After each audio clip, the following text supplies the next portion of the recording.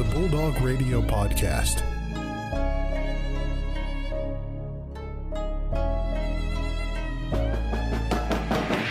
The Ferris State Bulldogs have upset the nation's number 2 ranked team. Wide open! Taylor is going to take this one to the house! Touchdown Bulldogs!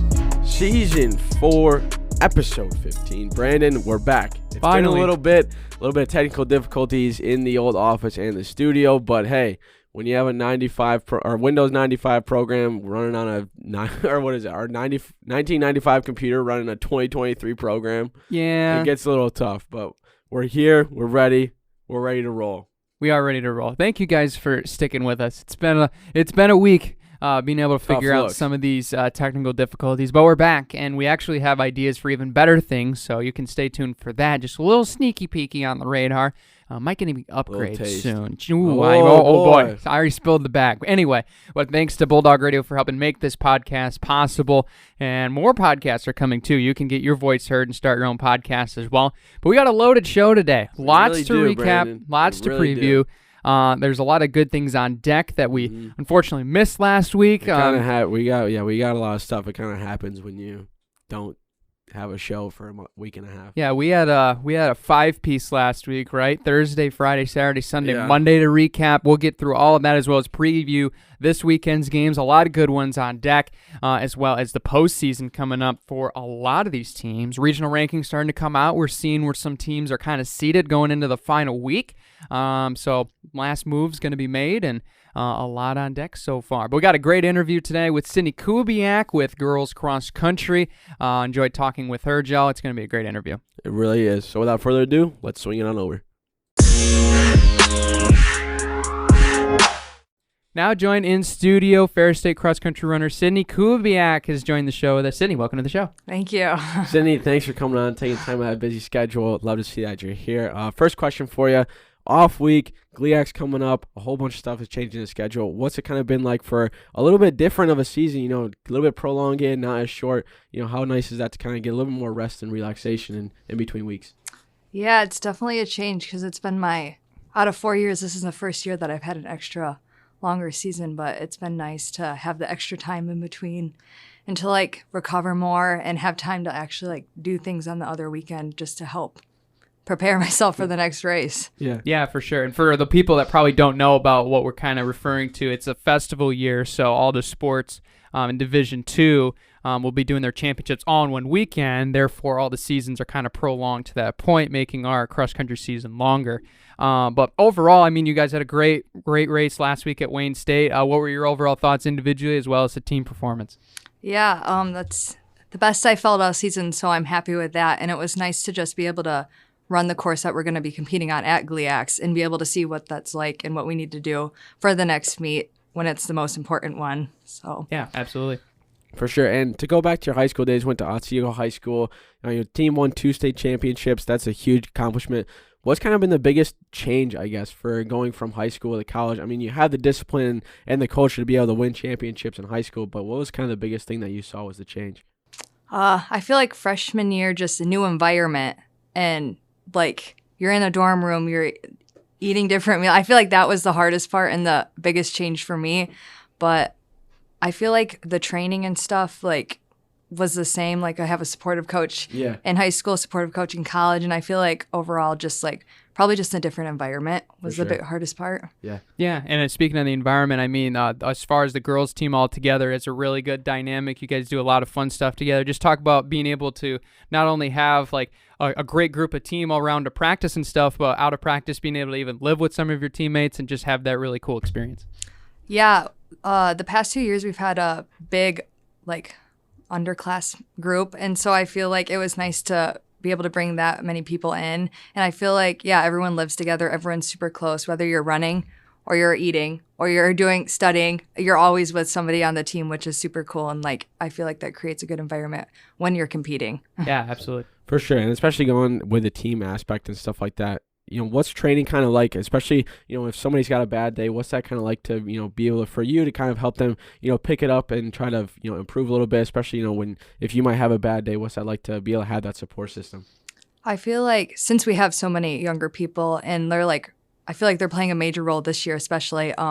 It's nice when, like, let's say I don't feel so good and they step up for me and, like, they take my position, or, like, same with anyone else. Like, we're always, I feel like the order changes constantly, but everyone's running, like, the same times, which is super nice because it's, like, you don't feel the pressure, like, if I don't race good, like, it's going to play a, like, bad part in it, but no, everyone else steps up for you, which is comforting to know that. That's really cool. Yeah, and especially for workouts, I know like on the men's side as well, like we have kind of like tiered groups as far as like where everybody's ballpark and you can work together in workouts, and I'm sure you guys do too as well, just from observing. What are some of those interactions you've had with the groups? I mean, especially as recording this morning, an early 6 a.m. workout, getting some good work in, but just talk about the overall dynamic, being able to work together with a lot of really high quality athletes, which you had at Otsego, I'm sure, with the state championship program, but now a lot higher numbers here at Ferris State.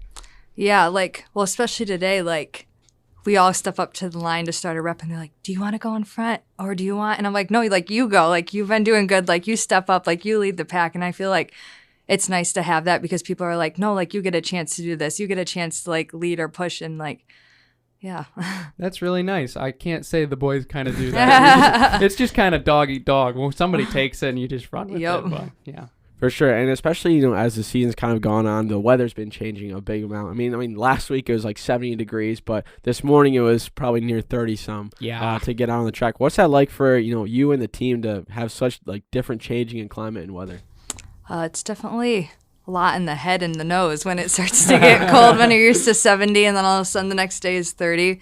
But I feel like I know we're going to be going longer into season, so it's going to be in colder temps. So it's nice to, like, I guess it's nice that it started a little earlier so you can get adjusted to it by the end of the season when the most important races happen. So Yeah, absolutely. And I mean, the team dynamic, I think, is one of the number one things you equate to cross country, and certainly the fun things that you can do with your teammates. What are some of those great experiences you've had? Maybe not as far as racing, but maybe like off the racing surface and just hanging out and having a good time. One of our fun activities that we did together, we always do pumpkin carving every year. So we all got together and we carved pumpkins. And so that was super fun. I feel like we always try to do like movie nights, or rather just like, not everyone can make it, I know, all the time, but we try to just like hang out, whether it's just at my house and we all watch a movie together, or like the whole team wise. Yeah, that's super cool. Yeah, for sure. I've seen a couple of times with the cross country teams at like the Rock or the Quad or something like that. That's really cool to see. Yeah. But especially, you know, as season's going on, GLIACs are coming up. What's like the big thing? Especially, you know, doing well in GLIACs is going to be a big goal. But, you know, what's kind of something that you're looking to do on the personal level and kind of individual wise? Well, I'm definitely hoping to get a PR. I'm running better than last year, which is a good thing, but it's a lot of pressure. I'm thinking to myself, oh my gosh, it's my last year, but I'm trying not to have that affect me. But just hopefully running faster, especially since we ran this course last week. Mm-hmm. But yeah. For sure. Last question for you, Sydney. We ask every athlete that comes on the show, what's been your favorite thing about being here in Big Rapids and being a Ferris State Bulldog? Probably my favorite thing is just being part of like just a positive community. I feel like everyone's so welcoming and like you're able to grow. And I feel like just being a Bulldog represents like my connections and all the friendships that I've like made. Absolutely. Yeah, that's so cool to see, especially, you know, college is something you really want to have a great experience with, and to be able to have that, you know, such a great support group as a team is really cool. But Sydney, thank you so much for coming on the show, taking time out of your schedule, especially showing up this early, 9 in the morning. I mean, I know you had to get up at 6 a.m., but still, thank you very much. Thank you.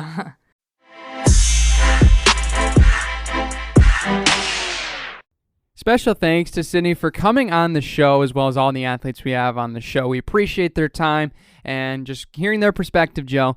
Just really enlightens me, not only as an athlete, but I'm sure for you as well as a fan, that it's just really cool to hear the behind the scenes on a lot of these athletes and how they perform in their sports. Yeah, absolutely. I mean, it's cool to kind of see them as well, because I mean, D2 athletes as well, you kind of get more of an insight as a fan, because it's not as kind of, I don't want to say serious, but it's not as kind of formal, I think, as D1.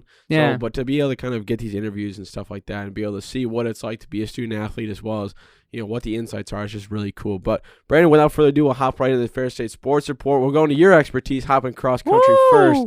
What's on the docket? Oh, yes. So Wayne Challenge, the Warrior Challenge, as called on the website, took place last week. It went overall, I would say, fairly well. Some guys weren't all 100% going into the race due to illness and just a lot of weathering things. But I think that we competed well. I don't think the best part of the race was we had an okay race and we performed all right, but we weren't happy with it. And I think that was the really the cool part to me that stood out, is nobody was satisfied with the way we performed. I think we were 7th overall as a team, which was okay, but I know we could do better. A lot of the other teams also did like sit some guys out as well. So you kind of take that with a grain of salt, because now 2 weeks from now, or 2 weeks from this meet, next week, Fridays when it really counts, we'll be back in the same course at Wayne. It's a 4-looper. It's one of those where you got to be mentally engaged for 4 straight laps, and it's really hard, and especially a lot of these cross-country courses that we're used to, like Michigan State, our own here at Khaki for Bulldog. And a lot of these other courses are a variation of a 2-loop or a 2.5 loop or something like that. Yeah. Going to 4 is a lot. It doesn't seem like a lot. I mean, I'm sure people at home probably are using the commonality of laps on a track, but it's really not the same thing when you're going 4 like 1.25 mile loops as opposed to 2.5 mile loops. It's a much different mental game. So we got a look at the course. The hill is certainly a little bit more challenging the 3rd and 4th time around than I certainly was expecting. So, because I consider hills a strong suit of mine, but that hill kind of ate a little bit of my lunch on Friday, or last Saturday, I should say. But it won't be taking it next Friday. I can guarantee that. We got some great work. You're gonna bring the hammer down, Brandon. Oh yeah. So. There was great performances across the board. Donis Harris led the men's squad. 26:11 was his final time, followed by Noah Griffith and Dan Hardesty. Great races from them. 26:23. Myself coming in behind at 26:49 was my final chip time. And then Nate Alford round out the top 5 at 27:07. As well as a lot of PRs from the rest of the guys down the board. And the women's team also did very, very well. They finished second place. That was big time. Yeah, in the meet. And for some reason, I think that it must be Northern and Michigan Tech didn't run all their top 7, because theoretically head-to-head, like, the girls were top 10 in the region coming into this race, and they beat 2 of the other teams that were a couple spots ahead, not only like 9 and 8, like 6 and 7 almost, or 6 and 8. I can't remember the exact variation of what the regional rankings were. And they did not flip them at all, and they didn't even crack into the national ranking, which was a possibility. So they must have been sitting some runners out, which I think a lot of other teams did as well. So I guess that's understandable, and they have the insight that we don't have to. Edenborough kind of, I mean, they have a flip-flop of everything. They had 1-2 finish with 12, and then they just had a whole 70, 79, 82nd finish. Yeah, their teams quite the polar opposites there. Yeah, quite the polar opposites. But I mean, they're a very talented school as well. But overall, a lot of great overall finishes as well. I mean, the women raced very, very well. They were competitive. Whitney Farrell, the freshman, led with a 22:48, followed by Sydney Kubiak, 22:55, as well as Melina Strauss, Danae Feldspach, at 23:08 and 23:11, and then Hannah Brock with 23:23 to round out the top 5 for Ferris State, and a lot of PRs as well for some of the underclassmen as well. They performed very well.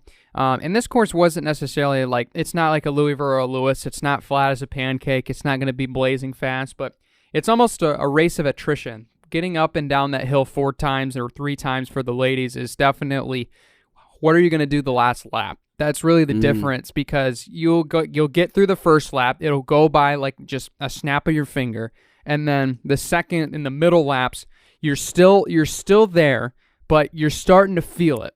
And then the last lap is where either you hit the brick wall or you break through it running, and then you're gonna even increase your speed and your mental drive to get through that last lap. So I know for me personally, the 4th lap was a little bit of a struggle, and that's what kind of made me teeter off a little bit, because I know I wanted to get a better time than what I ended up finishing. I wasn't feeling 100% though either, and I know a lot of our other guys and ladies weren't as well. So the effort was definitely there. We got to look at the course. That's what we came there for. So now we know exactly what we're looking into. We will use that into training this last week. We got some great hill work in on some on some looped overall routes. So we went over towards the soccer fields and ran some of those hills on the loops, which I think is a great simulation of what the course really is like. So overall, that went really well, and we just had our workout this morning, Joe. I woke up at 6 a.m. this morning to get some solid work in. Everybody did, and they got some really good work. So love to see. We'll be ready. GLIACs will be fun. GLIACs is the toughest conference, so we're ready for the challenge. And, right now I believe there's 7 teams nationally ranked. There should be 8, but one of the teams, Wayne State, was injured last week, so they haven't gotten all their guys back 25, as well. There's 7 of us? There's 8 GLIAC teams there's 8 Midwest teams in the national rankings, and I believe there's 5 or 6 of them from the GLIAC. Holy, dude. That's how fast our region is. Gee, dang. Yeah. I know I say it a lot that it is, but I think that data right there speaks for itself. No, yeah. I mean, that's just straight up. It's no other conference is going to be doing that. No, not at all. So the GLVC and the GMAC are also very fast, too. So not as fast as GLIAC. They technically aren't. They have 6 people in support of them, the region. Oh, it's elite. Oh, region. The Midwest region is elite. You can't handle you can't handle us. It's fine. Yeah, can't take the heat. It's out of the kitchen. Yeah. You know what they say? Absolutely. Let the big dogs eat. I'm kind of hungry now for some chicken. Dude, I didn't eat breakfast this morning. It's 8:30. I had some toast after the workout, but it didn't fill me up, to be honest. I was hungry when I went to bed last night. That's not good. Because I ate an hour before I went to bed, and I just was sitting in bed. I was like, dang, I'm getting hungry. What time did you go to bed?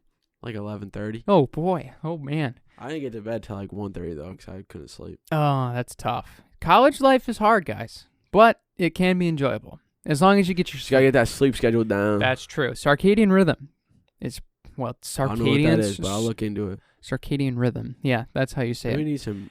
What's it called? Melatonin.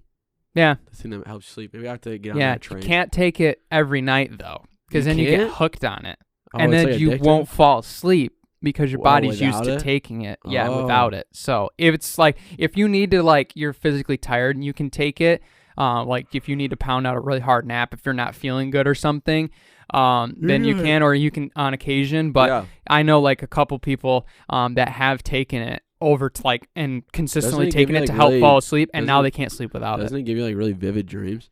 Well, you're pretty much knocked into deep REM sleep. So yeah, basically. It's the heaviest sleep you can have, basically. Oh, that's kind of sick. Yeah. So, hey, Dr. Brandon on the case, also, I guess. If you drink apple juice before you go to bed, you get vivid dreams. Really? Yeah. I don't know if I've heard that one. One second, let me do some investigating. This is not part of the Fair State Sports Report. We will finish, though, folks. Apple juice give you vivid dreams? That's a great search history item right there. Oh, never mind. There is no conclusive evidence yet. Oh, that's a shame. But if you drink milk contains melatonin. So it does? Maybe that's why you drink warm milk before you go to bed. Who would have thought? All right, let's move on to the Fair State Sports Report. Anyway, so there's your fun fact of the day. Milk contains Dr. melatonin. Brandon or Dr. Worth and Dr. Nagy in the house. I'm going to chug a half gallon of milk before I go to bed tonight. Oh, anyway. Let's go to the gridiron. Football, yes. So we snuck away Michigan Tech. That was scary. Wasn't pretty, but we got the job done. 28-20. The job done. Yes, 28-20 was the final. Top Tagger moved to 6-1, 2-1 in GLIAC play. We were down 10-0 early, Joe, and I know you were at this game while we were running, and I was following along online. Carson Golker looked very promising. There was a couple times where he had some little errant throws, but a little bit. Overall, I think he showed more now that he can throw the football a little bit more than we kind of gave him credit for going into the season. It's just a running threat. He can sling it a little bit. Yeah, that's true. He was kind of playing pretty well. There's a couple of situations where I think he, could have threw it away instead of. There's a couple times where he kind of got forced out of the pocket where it was a little bit uncomfortable, but he definitely showed a little bit more of dual threat instead of just his running ability, which was good to see. I'm pretty sure Malik is out now for the rest of the season, so it's gonna be the Evan and Carson show, which is, it's gonna be a interesting scene, especially for Northern this week, because Northern's coming off a big loss against Grand Valley, so hopefully we can kind of do the same thing there. But, with Evan, he's kind of a guy who doesn't always make the greatest decisions with his throwing, and Carson is kind of a guy who's still developing his throwing ability. So it's going to be pretty interesting to see where it goes. But, yeah, when Michigan Tech went up 10-0 in the first quarter, I was like, what is going on? Because I can tell you what was happening. just no holding was getting called. Like, that's the big reason why. Really? Yeah. Because, I mean, that defense wasn't really doing super great, but people were getting held. I mean, we were holding people too, so that was kind of the same thing. But, dude, Michigan Tech's quarterback is pretty legit. I'm not going to lie. Yeah, Will Ark, he was slinging it. Yeah, he was slinging it. 26 of 50, and that was the biggest thing I saw, and I was kind of following the game along online, looking at the live stats, checking out the video every now and then. They caused a little bit of problems for our secondary a little bit. They were spreading the ball around, especially in the first half. They were tossing it. Yeah, like it was a little bit different than what we're seeing. So, I mean, they really kind of showed us a little bit of a weakness. I wouldn't say, like, our secondary is very good. They didn't play as well as I'm sure they would have liked to, and that got exposed a little bit because normally they don't get thrown on 300 yards. That's not usually something you see. So, I mean, we definitely brought a little bit of pressure, probably not as much as we had liked to, but I think overall, like, the game just kind of looked like it came out a little stale. Like, we were just kind of like... Yeah, but I mean, you can chalk that up. I mean, nobody on this team has lost.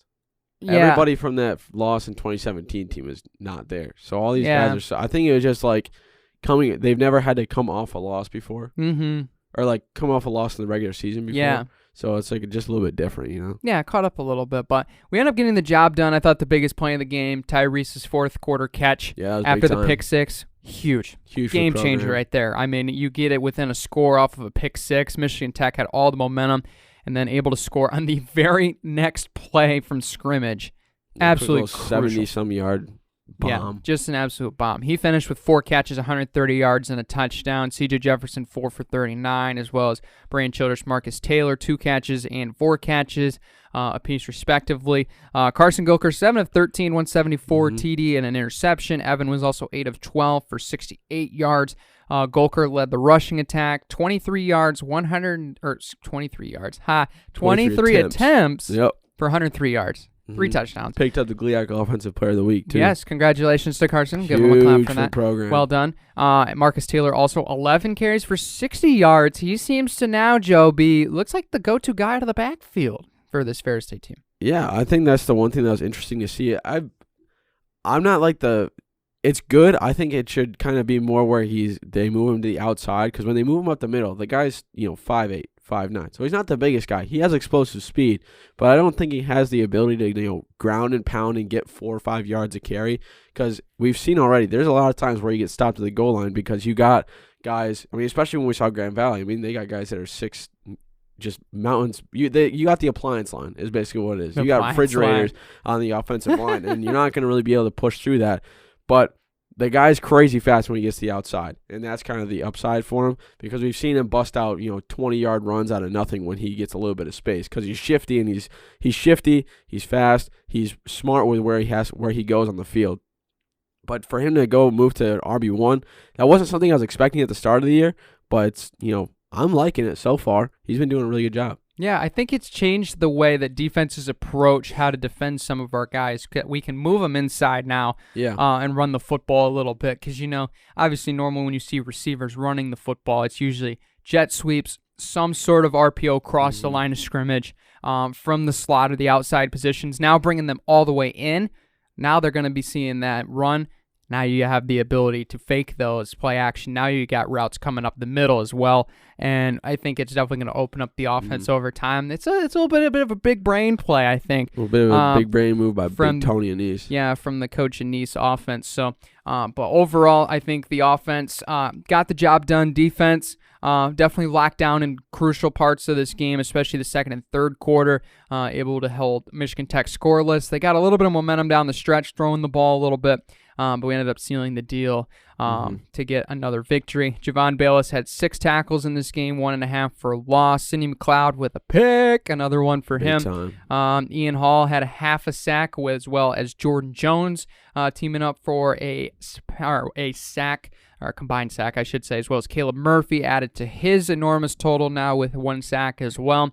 Sintel Williams also led with 5 tackles for the DBs and a couple pass breakups for Justin Paye, Jacarve Alexander, and Sidney McLeod. So those are the overall stats, and we saw a lot of good things. Oh, Ian Hall also forced fumble. I forgot about that in the middle of the game. So that was also one mentioning. He's been on a tear lately. Dude, yeah. He's been playing. That defensive line has been playing really well. The secondary's also been playing really well. But teams are starting to now notice, like, we're going to have to take 6 guys to stop this defensive line, which they did some of that on Saturday, and it was working a little bit, giving them time to throw it. But, I mean, if you're going to have to use 6 guys, I mean, that's a pretty big statement if you're going to have to take an extra lineman to stop some of this pass rush. Yeah, and it's kind of tough, too, because it'll kind of open up something. Or it'll make it so that way, secondary can kind of do a little bit more work. Linebackers can get moved in there, because if you're going to have to double 2 or 3 guys on the on our defensive line, it's really going to open it up, especially for our defense to really succeed. When you kind of have to, be able to try to negate our pass rush, and our run rush too has been pretty solid. We had a little bit of hiccup against Grand Valley, but I think we were able to pick that up. But when you got guys that can beat double teams pretty consistently, it's really scary for opposing offenses. Yeah, so now we move on to Northern. We'll be taking them on the bus, I believe, leaving this afternoon. Going to the Superdome. Or even actually probably this morning. Or Superior Dome is what it is. The Superior Dome will be where they'll be playing this weekend. They've played all right. I mean, they got throttled by Grand Valley last week. They played in some competitive games against Davenport and Michigan Tech recently, as well as beating Wayne State a long time ago. So I think this will be a good matchup for us to get back on track. Overall, I think we need to see. I know that the Northern's going to throw a lot of different looks at us. I'm sure. They're a team that likes to be a little bit creative. They're probably going to run the football maybe a little bit more than they would like to. I mean, they've been an okay team in that category, but they've certainly really had to improve that over the last couple of years. So I think this will definitely be one of those games where you'll probably see them really mix it up. They're going to be probably throwing maybe a 50-50 split at you, maybe even more heavy passing. Just judging off of a couple of their past performances, games that they've played better, they've thrown the ball more, so maybe you can see that too. But I think it'll definitely come down to how the line of scrimmage is established. And really, I think this is going to be a game where what are we going to do to set the tempo early and keep our foot on the gas? Because we're a team that we're accustomed to seeing that. We love to get out to a 10-0 lead early and really just lock in from there. And the last couple of games, we haven't done that. And I mean, especially from last week, kind of be on the opposite end of that. We've shown we can come back, but making a statement here would be crucial for the team's confidence moving forward. Yeah, that's going to be one thing. Just getting out early, like you said, Brandon, is going to be the one.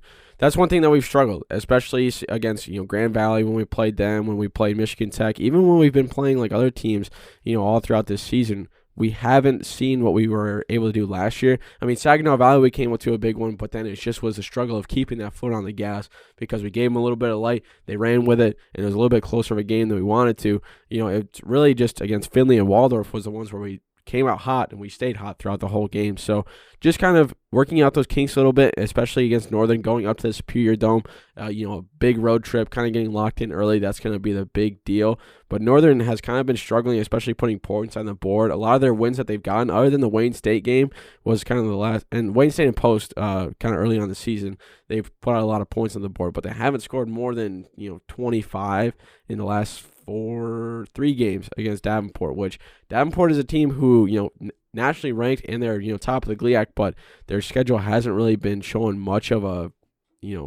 reason to why they should be at that high. Especially, I'm trying to pull up who they've played so far, because I don't think they've played Grand Valley or anything like that. But still, Northern Michigan is going to be a team that's going to kind of cause a little bit of fits. You're definitely going to be watching out, but I think secondary is going to pick it up. I think especially if they want to try to give their quarterback some time to make some decisions, they're going to be sending a lot of people for their offensive line. So I think their offense is going to be spread a little bit thin all throughout, and our offense is going to be able to pick it up where the defense leaves off. For sure. You can follow the coverage. Sunny 97.3 on Saturday. Rob and Sandy Goldson will be on the call for that one, and we wish the Bulldog football team the best of luck. Absolutely. Anyway, over to the ice, starting tonight, Friday and Saturday, St. Thomas is coming to town. The Tommies will be taking on the Bulldogs tonight and Saturday. Should be some fun contests. I'll be on the call with Harrison for Friday night's game, so looking forward to that. These are two crucial games. Because St. Thomas is a team, obviously we're ranked ahead of them preseason polls. We need to beat these two guys. We know we can beat them. 2 games that we need W's here. Correct. We need 2. We know we can beat anybody on our schedule. We know it. We've proven it. We've beaten the top teams at least once over the last couple of years. Even the number 2 ranked Mavericks. Swept Bemidji when they were ranked. Correct. Top 25 last year. We know that. So we got to take, if we can take them in 2s, that's what makes this team a playoff team compared to a playoff contender. Yeah. That's really the difference, is being able to take it for 2 games. We know we can bounce back or come out with the energy to win 1 in the series. But if we can take 2, that's a huge statement. And it's as much analysis as that's probably discrediting us for being that simple. That's really what it is, because we've shown that we can win games being more conservative, taking quality looks over quantity, and we've shown that we can win throwing 40 shots on net. And the way that we've played, like we see the tempo. We have great transitions. We got a lot of breakaways in that last game on Saturday against Canisius when they won 4-1. We had a couple great chances there where we're really getting better at scoring in those one-on-one scenarios. We've been better in the penalty kill as well the last 2 games. So if we can keep that going, our goaltenders stay locked in, we can be great in transitions and finish a lot of chances. We've had a lot of open chances, but we had I think 6 breakaways, I want to say, in that Canisius game. So we could have made it 7-1, even if we converted half of those. That, it's just, the numbers don't lie in that category. We can score 4 goals a game. It's just we got to execute. We got to stay in the zone for 60 minutes, and especially the third period. And I think we did a great job of that last Saturday. I thought that was one of the best games that at least I've seen them play in recent memory, as far as staying locked in the entire. I mean, losing Luke Farthing right out of the gate was a huge blow. I mean, 5 minutes right off the bat on the power play, they're able to kill it off. Thankfully, had the extra skater rule, of course, to let Brandon McLaren get back in and help in the lines as well. So I think this could be a huge weekend for us. I'm looking forward to seeing this team being very confident and hopefully play really well. St. Thomas is going to come with a vengeance, because they have certainly had us on the radar, I'm sure, all season. They know that they have a chance to take one from us, but I think this could be a weekend we take 2. I think that springs our momentum in a huge way, having some tough contests coming up with teams like Bemidji State and Bowling Green. And St. Thomas was a team that hit the transfer portal pretty hard. I think some of them picked up, but I know their top goal scorer went to another school. I forget which one it was, but I was reading that up on an article or whatever. But coming off a tough weekend against Penn State in Penn State, 2-6 loss the first day, and then almost picking up the W 2-3 the second day. Still lost that one, but against Penn State, who is one of the top teams in the Big Ten, one of the best, if not the best hockey conference. I mean, aside from the NCHC, you're seeing a lot of really talented hockey, but St. Thomas was a team last year who we thought we were just going to roll, seeing that they were, the newest team to D1, but they gave us fits. Sadly, gave them their first ever win in D1. But I think, especially with this one, we're a new look team. I think we're, got a little bit different of a look to us, especially, hosting them at home. It's going to be coming off the bye. I think that's going to be a good thing too, giving us a lot of rest, because Canisius was what? Or was it Western Michigan or Canisius? That was 4 games in 8 days. It's something like that. It was a tough stretch. Yeah, so we're rested, we're ready to go. We're going to get back to kind of a regular schedule for a little bit upcoming, off the bye.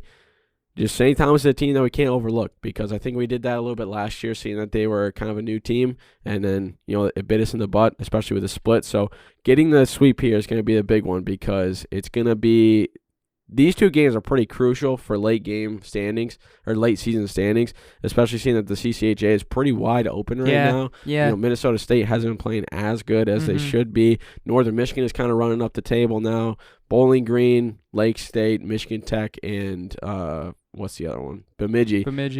All kind of in the same boat, especially with us. So if we can get these 2 wins, it'll jump up. I think we do have a chance. If we get the split, then we're near the top of the table, right? In point standings. Start it up. Not everybody's, looking like they were last year, especially with a lot of these teams that we thought were going to kind of jump out. But St. Thomas is a team that can do a lot of disrupting, especially with this year, and the transfer portal, players developing, just the program developing as a whole, kind of just adapting to that D1 level. But It's going to be a good one, and I'm excited to take on the Tommies. It's going to be a very fun one. Can't wait to hear you on the call, Brandon.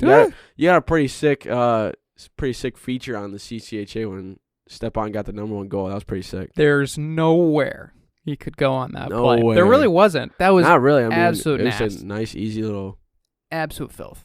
absolute. Absolute filth from Stepan. Let's I get a hope W today. that the boys That's get good. me opportunities Oh, for yeah, it more is calls today. in the CCHA. So, I forgot it was Friday. yeah, it's Friday. That's big time. Woo. Dude, we got a big slate of working to do. We today. got a big slate. Couple long days ahead. But some good long days with hockey and, of course, volleyball, as well as we'll transition over there. Ball. Big one tonight, 5 p.m. The team from Allendale coming down to play us. So that's going to be a Crucial fun anchor one for bone. sure, as well as the alumni appreciation game. I think you could kind of dub this game. It's not officially called that, but So the alumni are coming. yeah, this they're year. calling all alumni to come back for that Saturday 3 o'clock game against Purdue Northwest. So probably be some festivities there.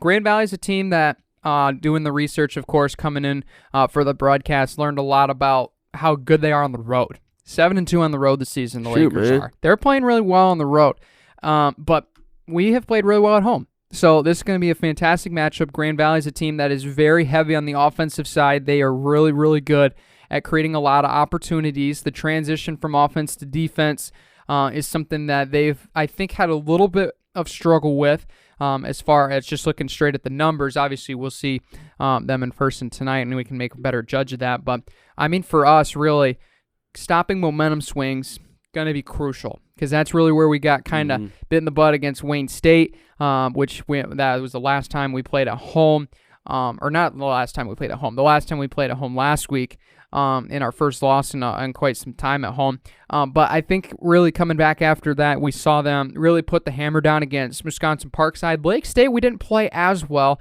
I think you can kind of take that into account. It was a Monday afternoon game. It was a really cool thing for all the elementary schools to bring all of the kids to come watch. That was really cool. That was really loud. It got really hot in there. No, it did get really hot in there. I'm glad you noticed that because I was like taking off like layers. I'm like, Dude, I know. I showed up in a sweating. sweatshirt and sweatpants. I was like, dude, I gotta take off this sweatshirt. Yeah, it's like just crazy. But Lake State was also playing some of their best volleyball going into that match they looked too. pretty So solid. they weren't bad. Like if I told you that team had 4 wins going into the game, you would have been did like, not look like no it. chance. They Did look not like look an like it. actually great, motivated team. So you could kind of see the little bit of disparities there, but I think they really played well, and I think really gave us a little bit more fits than we would have liked. So we still got the 3-0 win, and now we got Grand Valley. We beat this team earlier this year in Allendale. It took 4 sets, but after the first set, we locked in from there. Going to need a lot of that because Grand Valley is going to be a team that's going to really look to throw the momentum table completely at us. So are we going to break through the table or are we going to let it land on top of us? That's really the biggest thing going into this one. Yeah, that's the one thing. Davenport, especially now, especially if you look at regional rankings, Davenport is ahead of us in the region, but in the conference, they have 2 more losses than us. They did give us 1 of the losses, so that's kind of one thing. I don't think we're going to be able to host. I think that's out of the question now because you have Quincy, Ashland, and Davenport have high records. So kind of huge for us, seeing that if Ferris has to go play Grand Valley for football, we can go watch that one, but don't have to have those 12-hour days anymore. Like last year, that was a little tough, but not everybody hosting, definitely. yeah, that's pretty huge for the program, not gonna lie. Yeah, it's some of those that may not have known. We had 22 sporting events on campus. Dude, that was the worst. In 4 days. It was crazy. 2 days of that. Dude, that Friday for regionals or whatever, had to get there at 9 a.m., which wasn't that bad, but I was there till like 10:30. Yep. Because I had to work volleyball till like 7 or 8, and then I had to go work hockey. Yeah. Right after that. Yeah. That was the worst. That was the worst day for your boy to get COVID, let me tell you what. Yeah, that was tough, brother. That was tough. I put a lot of people in bad spots, and I appreciate man, come on. I appreciate everybody up next for time. helping me out. Yeah, I'll just try not to get sick next time. But Just have a better immune system. It's not that hard. it's hard. It's already depleted as it is. But, yeah, going to be crucial. Grand Valley, that's all I got to say.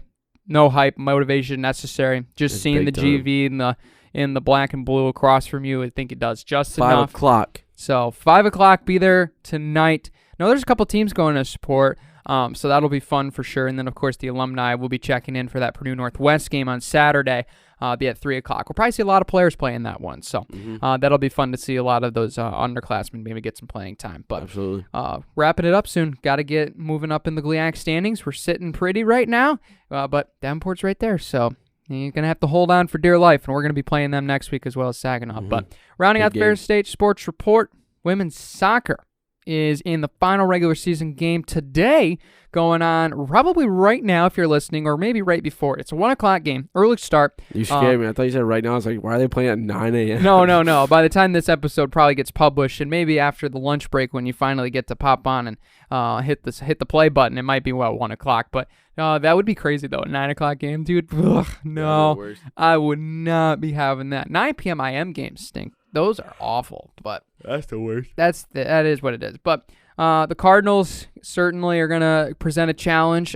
They gave us some fits earlier this season, but our offense has really improved over the last couple of games. I mean, we had that obvious that drought against Northern Michigan at home on last Sunday, but we got the win against Michigan Tech. I would anticipate, because Northern's also a really good team, and the only ties we've had so far this season have been from Grand Valley and Northern Michigan, the top two teams, and then the Cardinals of Saginaw Valley at home. We've tied 3 of the last 4? No, the 2 of the last 3.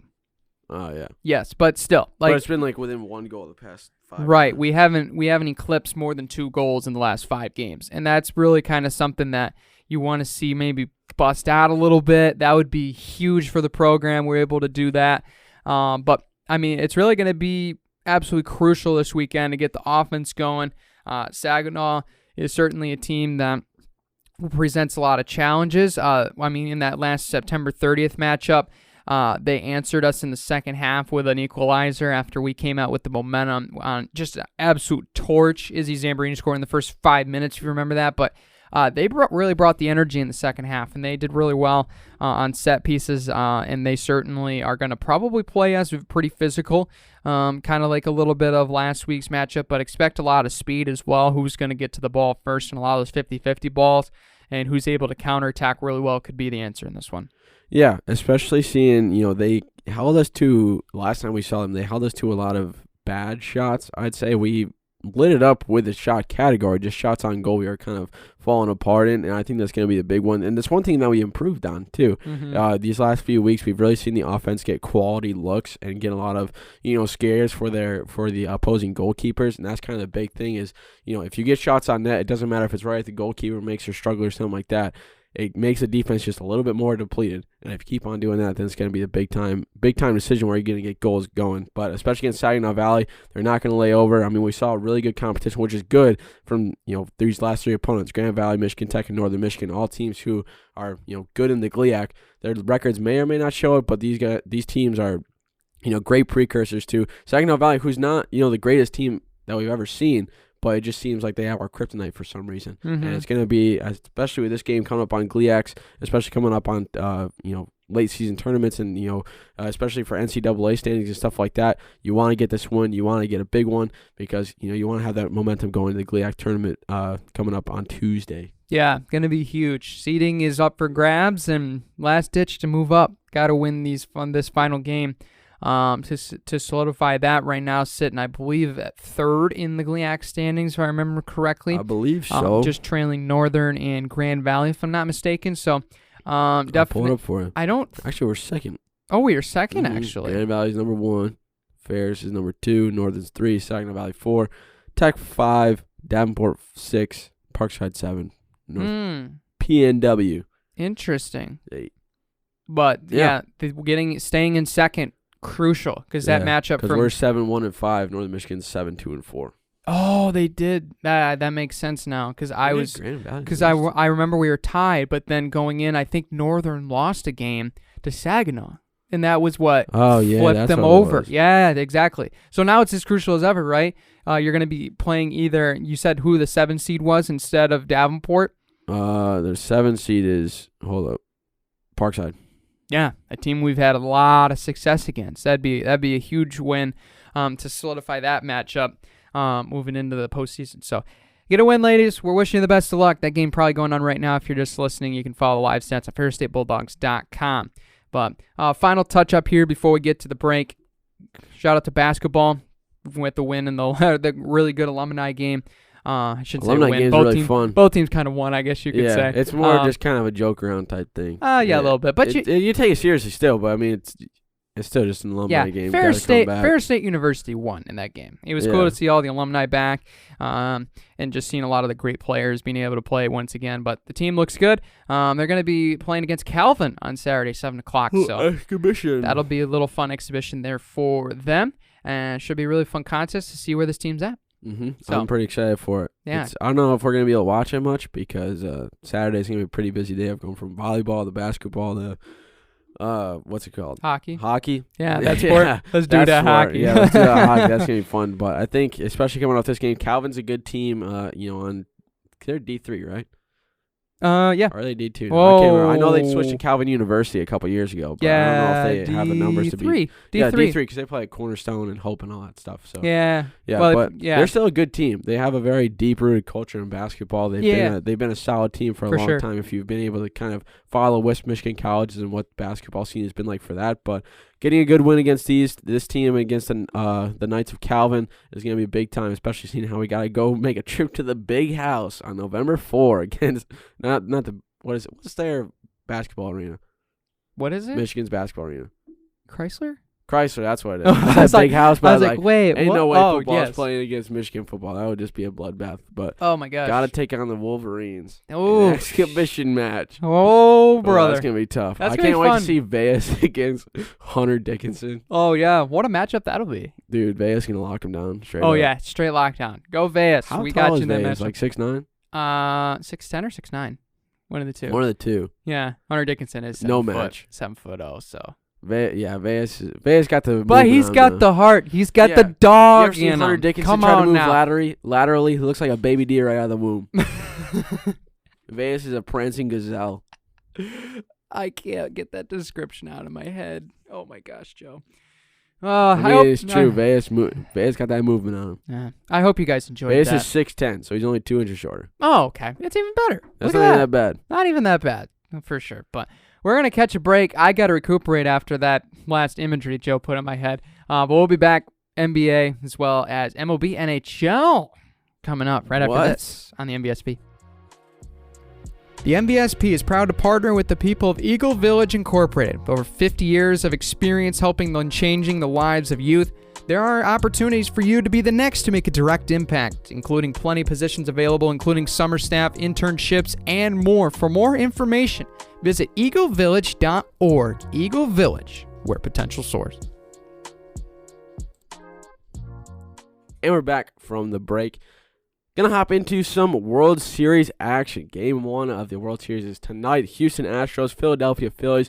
Phillies clinch their spot after beating the Padres in the NLCS. Houston is back at it after a clean sweep of the Yankees. Hate to see it. Was hoping the Yankees were going to be able to go there, give Aaron Judge a little bit more of a time to shine. But Trashros are back at it, Brandon. Hate to see it, but they're there. How are you feeling about this?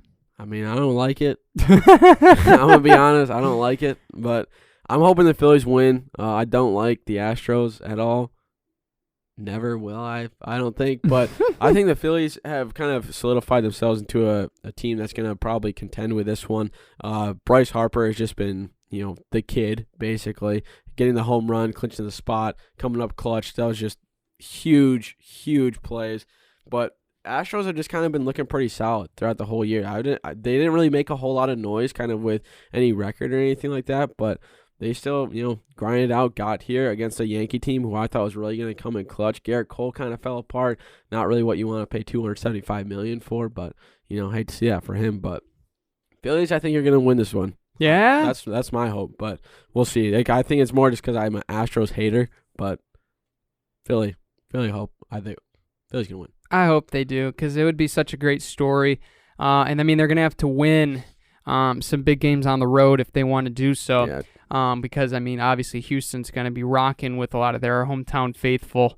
Especially, they're going to be packing the house once again with another World Series appearance. It seems like they're in almost every year. Yeah, that's huge for their owner, especially with money making. Yeah. Minute Maid Park's going to be rocking. It is going to be. Mattress Mac, I'm sure, will be there. He's got some big dough on the on this series, and I'm sure he's going to be rocking with his hometown he's team. He's a business mastermind. You know he what really he's doing? Yeah. Like if they win, do you get your money back on whoever purchased like a $3,000 or more at his mattress store or whatever? Yeah. He's got they a get their system. money back, and then he just bets like crazy amounts of money all the time. Yeah, that's how he stacks it up so fast. Yeah, that's what I'm saying. It's like insane. Bigger than compound interest almost. Dude's crazy. But that's pretty much hard to beat. But I mean, when you look back at the trips for both of these teams to get here, I mean, obviously the Astros sweeping the Yankees really looked like they were on their way to do some absolute damage. Yeah. I mean, it looked like it was going to be pretty nasty when they were just absolutely crushing Cleveland in the ALDS matchup. But, I mean, the Astros have been all business, really. They've swept the Mariners in the ALDS, now sweeping the Yankees in the ALCS. I mean, their offense looks legit. Yordan Alvarez looks like what exactly you wanted him to be going into this postseason play. He's been the guy in the middle of the lineup that you want with guys on base for, because you know he's going to get extra bases to really, I mean, just being able to put it out of the park in a lot of those big scenarios has been huge for him. And a couple other guys, too. I mean, like especially Pena as far as his home run in the 18th inning, which really sent the Astros into a huge confidence going into the Yankees. But, I mean, the Phillies, they've really shown up. And this is kind of reminds me a little bit, I wouldn't call it like necessarily the same thing as the Braves and the Stros, but it kind of reminds me of the same thing a little bit as the Astros are the team that's obviously one of the top-ranked teams. They're always going to be there. They pay a lot of money to keep their good players there. I mean, they got all these just absolutely incredible and phenomenal players all across the board in their lineup. I mean, you could name all of them if you wanted to with Altuve and Verlander, Alvarez and company.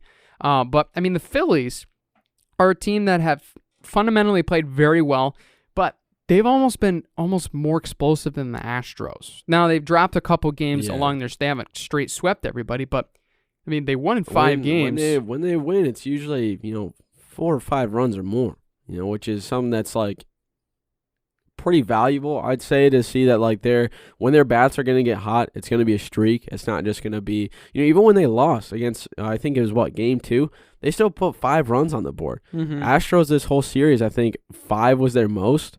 They didn't get more than 4 before that for games 1, 2, 3, and 4, or for games 1, 2, and 3. I think 5 was the last game. So when you see kind of how explosive the Phillies can be, and especially when you got Schwarber, you got Castellanos, you got Harper, you got all those guys who are big bat abilities and can really just do some damage at the plate, because all of them, you don't want to pitch to them when it gets late in the season, late in the game. I mean, Rhys Hoskins too was a home run or derby, almost runner-up, I think, right, back in the day. And you got JT Realmuto who can do some damage too. But you got a lot of these guys who can really, really get their offense going. And, when you have them all spread out throughout the lineup and not just, heavy on one side, that's going to be really valuable for them. But, Astros have a pretty great pitching staff. I mean, you got Verlander, you got a lot of those guys who can, take over a game. That's why Astros have been a perennially good team for so long, because their bullpen, because their starters are so good and can last a long time and be so consistent. It's the main reason why the Yankees were shut down. Yeah, I think you look at this game, both teams are going to be huge with the bats. You know that going in, that this could be a potential 8-7, 6-7 opener. It's just, I mean, at Minute Maid, that's going to be rocking, like we said, to start the series off. But there was a really interesting stat that I found when I was kind of looking into the matchup overall.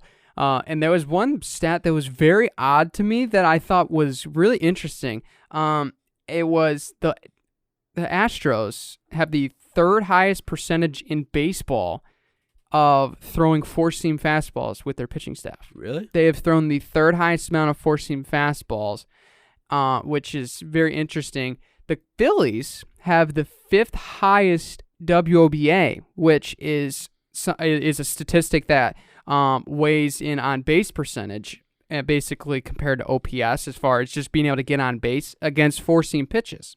But the Astros are ranked 1st. It's very interesting to see how these teams are very similar, and they're very selective. They're very intuitive, maybe the word. I don't want to say intuitive in Houston in the same sentence, because obviously it's discredited already.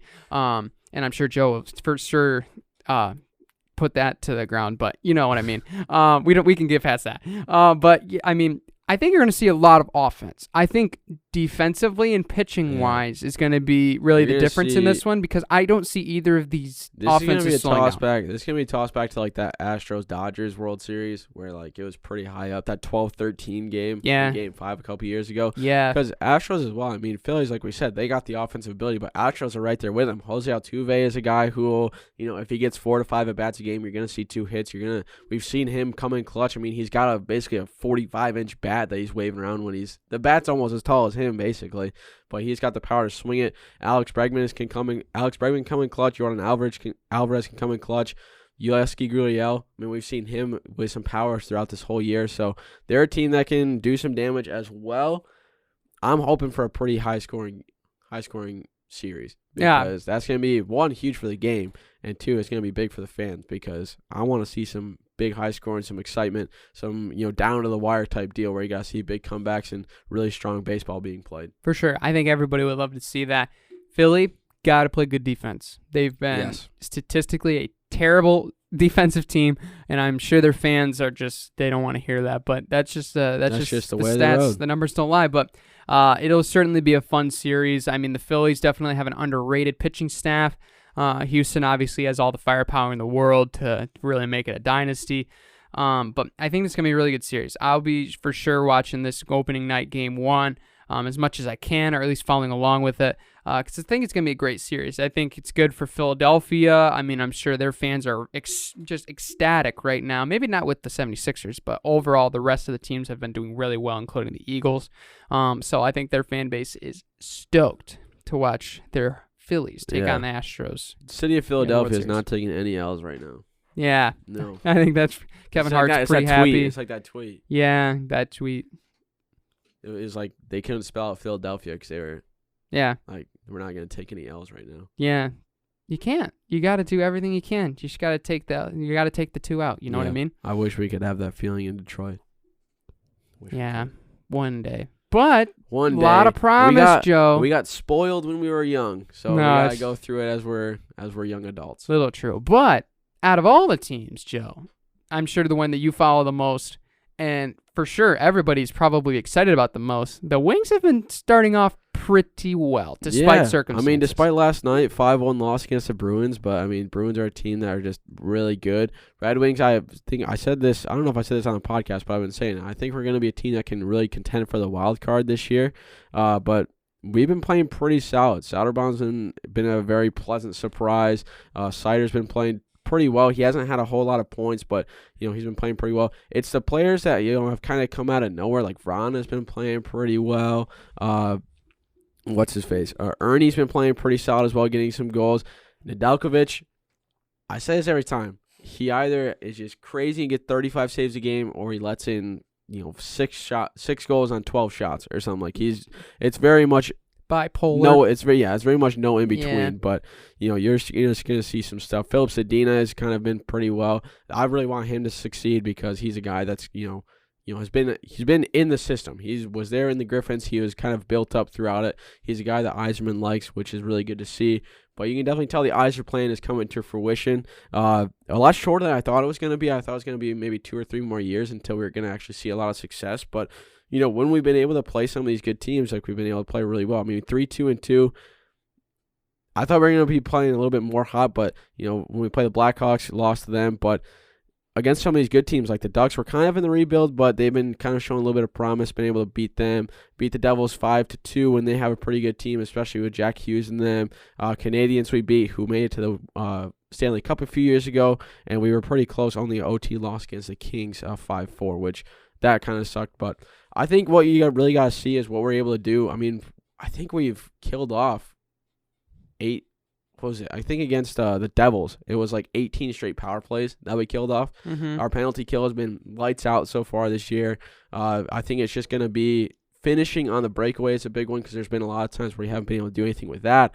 But Brandon, loving what we're seeing so far. Love it. Absolutely. I've been able to watch a couple of the games, and unfortunately one of those was the Blackhawks game that we should have won. Tough looks. But it happens. It happens. They certainly learned from it, and they really put the hammer down against the Ducks the next night. So I think that we've seen a lot of great things. I mean, Kubiak's look really good as well. I mean, he's right now our points leader at 10 points, and I don't think that was... It's crazy. I don't think he was being anticipated as the leading point scorer to any Wings fan overall. But, I mean, obviously, with the Dylan Larkin being a little banged up, and then you have, obviously, the Verona situation, and then, like, it's kind of tough going in the situation with some of these guys out, but... I mean, we're so much deeper than last year. And I think that's really the difference in what we've seen early on. Yeah, we've been really building up the depth, which is good because we had such a polar opposite of our first line and second line compared to our fourth line that really whenever we were out with our fourth line and there was just an odd chance that any other team's first line got out there against them, it was almost a guaranteed goal. I mean, we saw that against Arizona, who really wasn't good last year, but their first line was sort of okay. They just rolled our fourth line whenever it got out there, and there was just like such a bad disconnect between, I think, and us also Nedeljkovic kind of just had bad games here and there more often than not when he had good games, but we'll see how it goes. We will see how it goes. It's a long season, but right now so far at the start we're looking pretty promising. Promising so far. And I'm sure like Detroit fans, like I mean especially for us being Detroit fans, we don't want to hear like, oh, this is different, because we've heard that spiel before 17 times. But as somebody that looked back and watched early games from last year, and I mean, especially from the Pistons' perspective as well, they haven't started off the greatest, but they look better. Like, both of these teams look younger, more explosive, and they look like more promising teams overall. We just got to see consistent build. That's correct. That's what it is. Really the biggest problem, and unfortunately the Lions have the best consistency, and it's just a bad one. Yeah. And it's just really frustrating. But I think there's definitely a lot to look up for overall for Detroit, and I think you can see a lot of that. The Pistons are starting to get going a little bit, and it'll certainly be interesting to see how they go from there. I mean, obviously winning one of their first games, but they've kind of been on a skid since then, but with Jaden Ivey banged up, I'm sure they're going to be a little cautious moving forward. But we're starting to see the foundation being built, bricklayer a little bit. But we got to get some superstars to really propel this team forward. We either build or buy. Yeah, it's interesting, though, because we didn't really see Yzerman do a whole lot of buying down in, what's it called? Oh, no. Tampa. He was more of a build guy, which I think is a good thing, but also a bad thing, because when you have guys like Moritz Seider and Lucas Raymond, who are still on rookie contracts, and Elmer Soderblom, who in the next couple of years is going to need a bigger contract, spending a little bit is going to kind of be the main thing that we got to do. But also, I'm not a GM, so I can't really say anything. I've never had that experience, so he knows what he's doing. But, with salary cap-wise, I think we have space. It's just I think making moves needs to be done because Yzerman's not resume.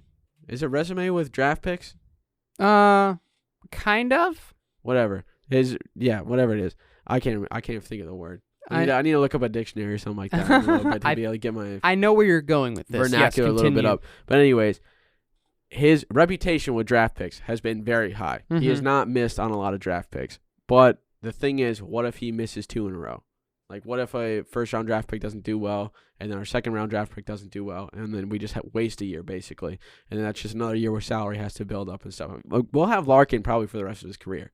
I mean, we're probably never going to trade that guy. I hope. Hopefully. I mean, we got Seider, who I think only has 1 or 2 more years on his rookie contract. Lucas Raymond only has 1 or 2 more years on his rookie contract. So making a move now is going to be the big time, especially for future longevity, just with salary-wise, is going to be the big move. I don't know if it's going to be, sticking to the draft and develop plan or if we're going to try to get a superstar here and there, but we'll see. Yeah, I think for sure. I think we have room for a superstar, but I think we got to wait for the right one. Because I think what really kind of was, especially for the Pistons, I think what Troy Weaver does is very exciting. I mean, we make moves all the time, which, is super cool from a fan's perspective, but sometimes we bring in guys that we don't need, you know what I mean? Sometimes, especially from years past, the Tigers are obviously a little notorious for this as of recently, but bringing in guys for too high of deals that don't fit very well. Yeah. Obviously, Javi Baez can be the number one example. But I think when you look at the Wings, they're very articulate. They're very, very precise with their moves. They know exactly where fit needs, And I think that's the difference when you have Stevie Y in there. I'm not saying like previous GMs aren't capable of doing that, but as a former player in this system, and certainly has seen how a lot of these players have developed alongside of him over time, he knows very well if a young player has the capability of filling that spot 2 years down the road with development. I think he has a much better idea than some of our previous GMs have. And not saying they weren't bad GMs, but that little, like getting Stevie Y, I know like Red Wings fans talk about it so much, but you can already see like this team is just very, very smooth. All the lines fit together. Obviously, you have injuries, and so whatever that happens, but there's no gaping holes on this roster. It might not be the top tier team, but we are very good across the board at a lot of different categories. There's not a whole lot of places where we're just flat out bad at, like the Phillies. Obviously, they're one of the best offenses. They don't have one of the best defenses. And as far as baseball is concerned, we don't have that where we have a gaping category. It's just, we just got to slowly build the lineup higher and higher. Yeah. And I think too, I mean, you look at it, Detroit's never really been a city where we've paid for a lot. Like other than baseball, I feel like is when we got guys that we brought in, but yeah, that's kind of Red Wings, I can't even remember last time Red Wings like paid for somebody like a superstar. Oh, like yeah. We drafted Zetterberg. Yep. We drafted Lidstrom. Yep. We drafted Osgood. Did we draft Osgood? I can't remember. I want to say we did. I think we did. Drafted Jimmy Howard. So a lot of our main guys and our iconic Red Wings that we've had have been build-up guys, have been system guys that we've drafted and kind of built up throughout the ranks, with whether it might be Toledo, whether it might be Grand Rapids. We've built them up through the system. And I think that's a good thing, but especially when you look at where we are right now, you can make the case for trying to buy a guy that's like big. I mean, I thought we were going to try to make a push for Johnny Hockey, to be honest. Yeah. He was a guy that could really take over a game with his abilities with a puck, but didn't get him. He went to Columbus, so we'll see how that goes. I mean, yeah, it's interesting. Yeah, I think the last, maybe not the last, one of the more notable moves we made was adding Marian Hossa. Would probably be the one.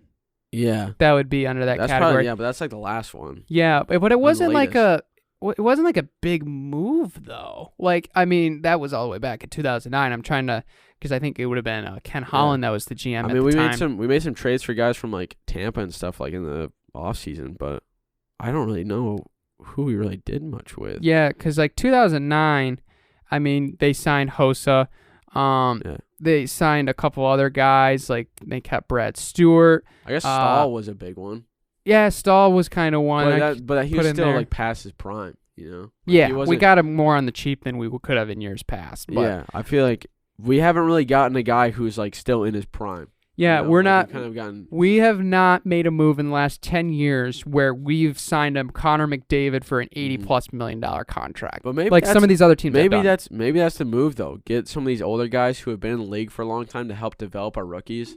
Maybe that's what the plan is. I don't know, but hey, I trust the Stevie Y plan, man. Hey, so do I. Hey, I'm not a hater. All right, I'm not a denier of the Yzer plan. I'm just saying. Get after it. Wings. I'm just tossing out. If Yzerman is somehow listening to the podcast, I'm just giving him options about what he can do. Giving options. Hey, you never know. I mean, Joe needs a job. You could work in the Wings front office. That would be great. I run a fantasy football team. I know a little bit about being a GM. Wait, how's your team doing right now? Hey, don't even talk about it. Okay. 3-4. 3-4. Oh, that's not bad. Okay. Yeah, Josh Allen didn't play, and so didn't Dawson Knox. Yeah, so didn't the Philadelphia defense. Yeah, that kind of happens. So I went through an absolute just trudge of mud last week with a lot of my Eagles and Bills players. Everybody has a bad week sometimes. Yeah, and this week I got to deal with the Chargers too because I have I have Eckler, Allen, and Herbert in one league. I kind of went all in on the Chargers offense in that league, but that's just the way the board fell. I knew I was going to take an L last week, but hey, we're still with a winning record, and that's all that matters. And It's just fantasy football. That's true. So good luck to y'all in fantasy football. Make sure you check out the Ferris Fantasy Show with me, Joe, and Brody Kaiser. That'll be coming up next week as well.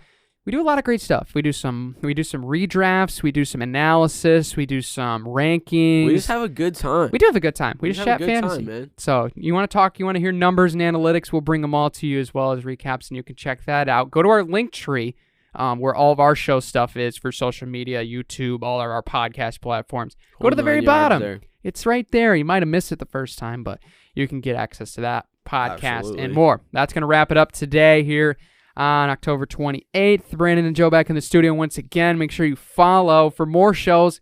Knock on wood, no more technological no more tech challenges difficulties or anything like that, and we have to take a week and a half off. That was not ideal. prime. We didn't want to Not do it for ideal. y'all. Yeah. We hope we enjoyed the YouTube clips, though, for sure. I mean, we got a lot of response on it, Joe. Apparently, people want a new track. And you know what? I'm all for it. I think it'd be cool. Dude. I want a new track. You kidding me? I don't even run on that thing. Yeah, you want a new track. Yeah. Hey, maybe one day. Maybe one day. But We until will next see. time. Take care, everybody.